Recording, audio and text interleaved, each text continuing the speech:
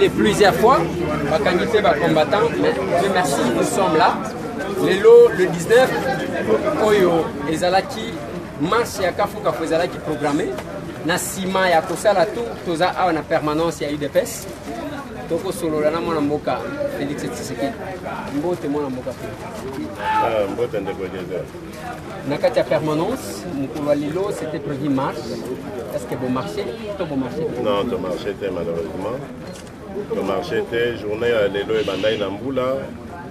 Or oyebi que toi kana ba équipe na biso auto benga ya mobilisation, ultime mobilisation en atongo ba saka musala ya ko sensibiliser ba transport privé surtout, pas bimaté, pas dans la marche et tout ça.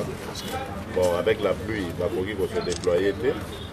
Ensuite, déploiement, il y a la police et Salemi, va empêcher la jonction, il y a des militants, des combattants, des Salemi.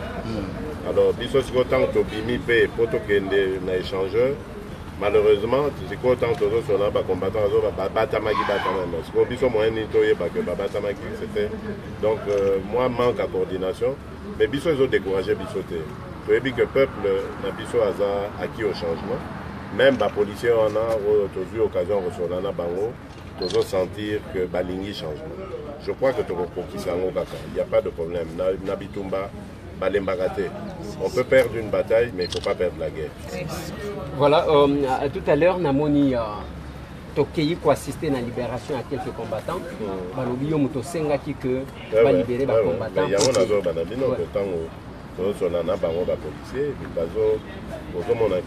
ce sont des gens qui doivent comprendre que nous avons lutté pour la banque, qu'on a bon bonheur dans la banque. Donc, tant que nous faire comprendre que Bandeko, Batangiwana, directement ils sont réceptifs.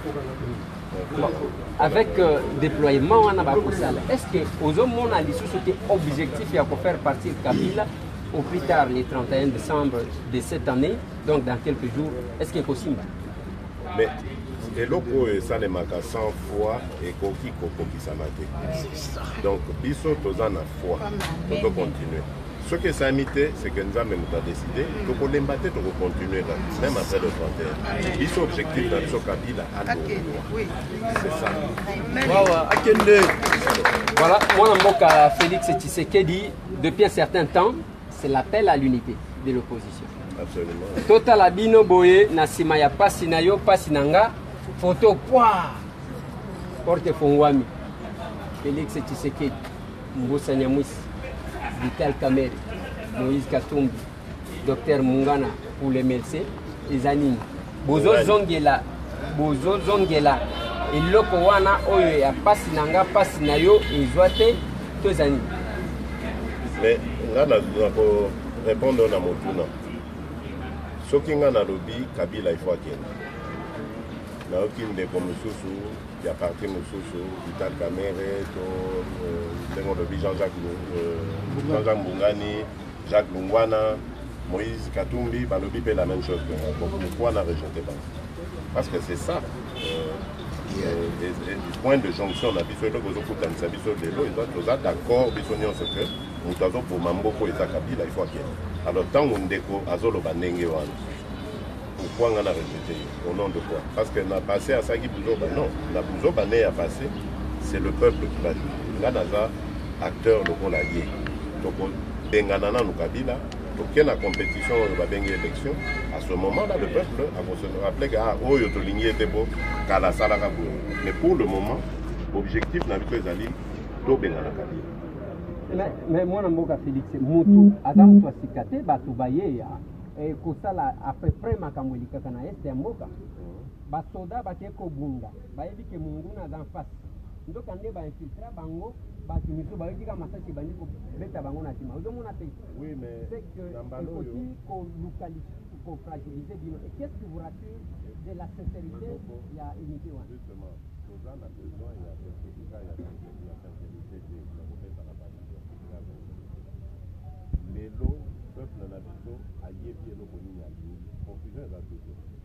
Peuple Nabiso a yébi que Kabila, Joseph, il est Moutaza pour Mambo. Il est dans le régime. Mututu, à côté de la femme, voilà, même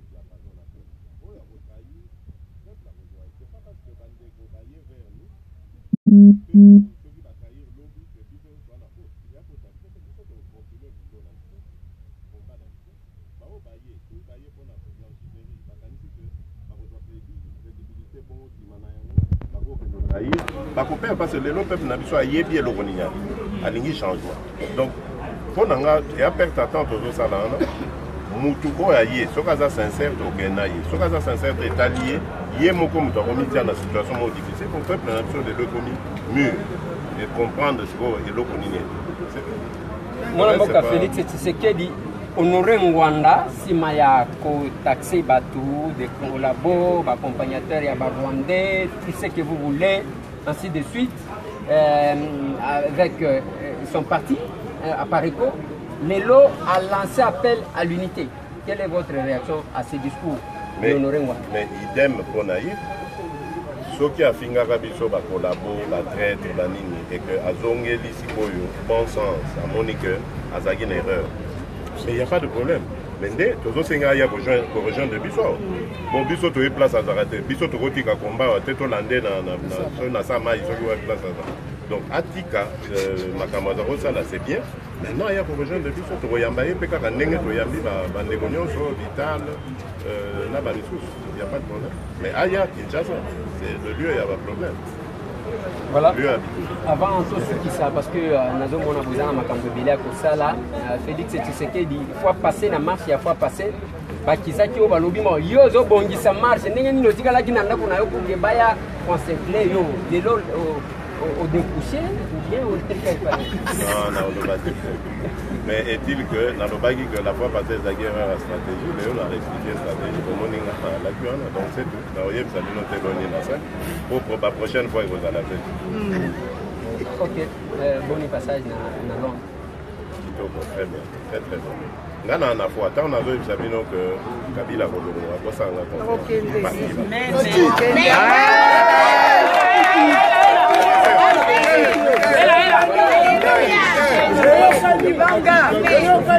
Voilà, les lots aux les 19. Prochain tour. Est-ce que manifestation sur les alliés, c'est oui, les accords? Et vous allez non, mais pas quand, parce qu'il faut qu'on ça. Au moment de l'eau, il faut qu'on avoue quand même. De pêcher, moi, mon mobilisation. Bon, je regrette, en tout cas, il y a des choses à dire. Les habitants de l'Obango, tant aux alentours il faut qu'on puisse marcher. Donc, c'est vrai, pour les perturber, c'est vrai que le déploiement policier, Zagui à Makassi, tout ça. Mais, nous avons quand même la stratégie, il y a pour contourner Bilogana et fonctionner. Ce n'est pas grave, nous on perd une bataille, mais on ne perd pas la guerre. Donc, on doit continuer, les guerres pour gagner. Au moment où il y a une stratégie, improviser marche, il n'a parlé du peuple. Stratégie, est-ce qu'il y a beaucoup pour capitaliser? Bon, ce n'était pas vraiment la marche qui était importante. Il y a qui est important, il y a un message au Bazaï pour apporter sensibilisation au Basalaki, et je trouve que Zagui très bien parce que loi électorale, surtout le Cambo est allé machine à tricher dans le Rwanda, il faut que les missions. Pourquoi il y a une élection dans le Rwanda? Parce que la compétition s'habitue au résultat au Bango Balingi. Et là, on est Bango Balingi. Balingi, il y a une élection dans la machine, il y a plus de 3/5e, il y a un siège dans le Parlement. Comme ça, tant que dans 3/5e mois, la traînée, c'est l'élection présidentielle, va changer la constitution, pour tout le monde est évolué. Pour comprendre la stratégie de la les bisous pour barrer route dans la camion en chassant Kabila. Parce que tout ce qui est gagné, il faut qu'on soit les couilles. C'est ça qu'il faut faire. Objectif, la bisou, Kabila, dégage. Aux président, il y a Rassop. Il y a mon colloque dans la province selon le rapport aux ans. Bon, jusque-là, tu as eu 2 rapports. Boujima et Nagoma, malgré le fait que Kabila a bougé. Donc vraiment, on a félicité Bandekwa Goma, on a félicité Bandekwa Boujima, et même ceux qui ont Bapanda qui parlent. Donc je crois que le peuple, les alliés messages, Bandekwa Nabiso à Goma, Boujima, il y a moyen de se prendre en charge. Bon, c'est la TK qui a leader tous alors. Il y a ici des combattants, mais tant qu'on a les Kawana, aux agues à votre bataille, non. On a battu que vous battez. bino pe boye batte que naza wana nazoleka. Donc il faut besoin courage. Bino so bobandi tokoya ko joindre bino neti lelo nga na pona luka bango konga moko nalobaka toujours ngai moko soki naza na soutien te naza mutu pa. C'est avec le soutien de mon peuple que nakokoka makambo nyonso. Mais il faut prendre le courage ya ko soutenir biso pour soutenir biso bovandi na banda kuna bino te. Il faut soutenir biso boye libanda. Tokozana na bino tokokima te. Mais nde bon soutenir biso besoin courage. Toko libérer mboka na biso na courage na bino. Jamais na kobata. Donc ce n'est qu'une partie remise. Nayebi que message na biso ezoko bakaka. Ba retour tozozwa ezala na armée, ezala na police, ezala positif. Bana mboka babanda ozwa conscience. Je crois que toko longa likambo yo to banda utaka. En voulant chercher l'unité d'un côté, de l'autre côté, vous risquez de perdre notre client. Parce que selon Fayoulou, ceux qui caméra y a claqué fort. Comment, yo, en tant que président, non, mais non, le problème, évidemment, va présenter Vital Kamerhe comme devant venir dans l'Assemblée. Non, mais ici, que tant que Bisso tout est d'accord dans l'objectif, c'est-à-dire qu'il faut Kabila Longo, Kombokebo. Alors, Moutouako, ça dans partout on rassemblement gothique à la rassemblement, UNC gothique à la UNC, MLC MLC. Mais seulement, il faut tous avoir le même langage, même démarche. C'est tout. On est gêné Fayoulou. Fayoulou, le problème là, peut-être des agros, non? Bazara dynamique, avec Aviva qui expérience et bien. Alors, à Zobang et l'Oguandengon. Mais moi, je rassure, l'Oguandengon est au sein de ma topek. Vital Kamerhe a s'invité que tous à un rassemblement. Donc, pourquoi est-ce que tu as polémiqué? Ça ne sert à rien. Tout le Ghana nous régler le problème pour les alliés autour ça. C'est tout. Bakoya pour récupérer ces jeux et va dire Tibas. Pour l'université de excellence, le rôle à organiser congrès a commis autorité morale. Il y a eu des baisses. L'UNESCO Bouzawal. Et puis par rapport à la permanence. Permanence, il y a eu des baisses, il n'y a même pas à discuter. Je vais voir tenir un ça, je crois que nous avons rêvé, mais ce n'est pas le problème. Mais nous dimanche, successeur à Étienne Tshisekedi, c'est la Kabila pantalon. Jamais. On doit succéder à Étienne Tshisekedi